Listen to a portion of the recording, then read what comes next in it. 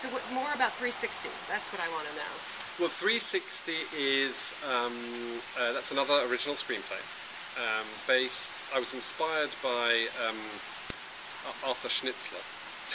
Because I live You live in Vienna. I live in Vienna, and the this Viennese. Is Laurent. Yes. Yes. We've written about this. And so I was inspired by that, but it's pretty radically. I mean, apart from the idea of a series of relationships infecting one another. So just the concept is what you're stealing, as opposed yes, to any and even of the that, real I'm material. afraid, it's a very cubist circle. Because I think that a modern audience would get it immediately and sort of go, what's next, what's next, what's next? And I don't think people hopefully won't be aware of the fact that they're in a circle here. So you're obviously interested in fracturing narrative at this Yes, stage. yes. You're tired of the conventional... It just comes to me, and also I've just written this television series, which is, about all the different members of a jury, and so that's fractured narrative. What's that called? The Jury. But that's in Britain, and I wrote the first season 10 years ago, and then there was talk about bringing it back. Ooh, there was talk about bringing it back, and so I've done another one, and I loved it.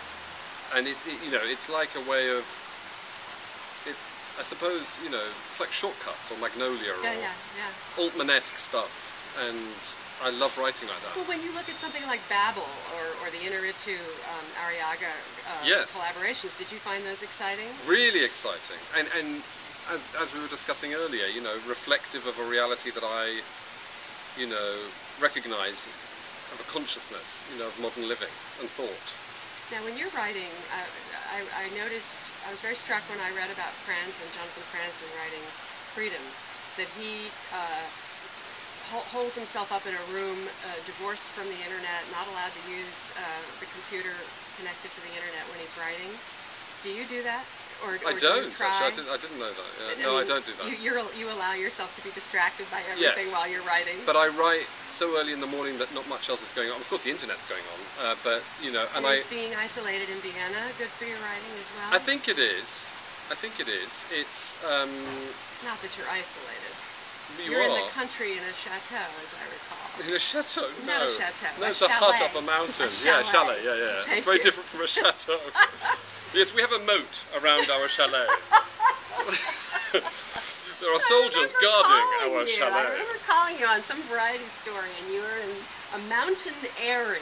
And very removed, and really isolated. That's where I've written everything.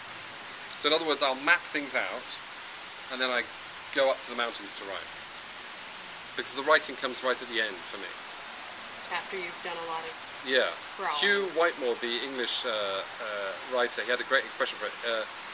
He maps it out and then he words it in. It's wording it in. I love that. And that comes to me right at the end. It's like the tree.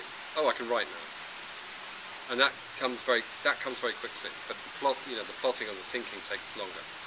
Now, when you've been dealing with the studios, and I know we're almost finished. Do you find that process, because you've been on your own most of the time with the most successful things you've written, do you find that collaborative studio process difficult and dispiriting, or have you just sort of run with it? I haven't had enough of it to really talk, but I will say that I do think there's a correlation between, the only way that I can think of doing good work is to do it with no expectations, and to do it... there seems to be a depressing correlation between the more money that you're paid and the quality of the work. And I have personally found that the only things that have worked out really well, like Frost Nixon, the movie was fine, but the play was how it started. And the I play wrote was better than the movie. And you a sort lot better. Well, that's your opinion. Yeah. No, it was great. It had such fire and energy and extraordinary vitality that the movie didn't have the same way. Well, I loved making the movie. Yeah. But anyway, you know, it started very small with no hope or expectation. And I do think that having the freedom to have no hope or expectation for what you do is very liberating. And so, you know, I try not to be paid before I start to write. If you can afford to do that, it's a wonderful thing. Well, because it paralyzes you. As soon as anybody offers me money, I feel so guilty and so conflicted. I like them to pay me afterwards. It's not that you know, I'm a normal human being. I want to earn money. But if you were to say to me, I'm now going to pay you £20,000 to write this movie, I would be worrying. It paralyse me.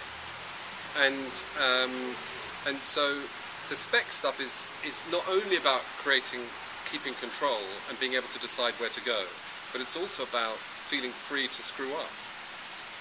Because as long as I know that it doesn't matter if I screw up, I can write. Thank you.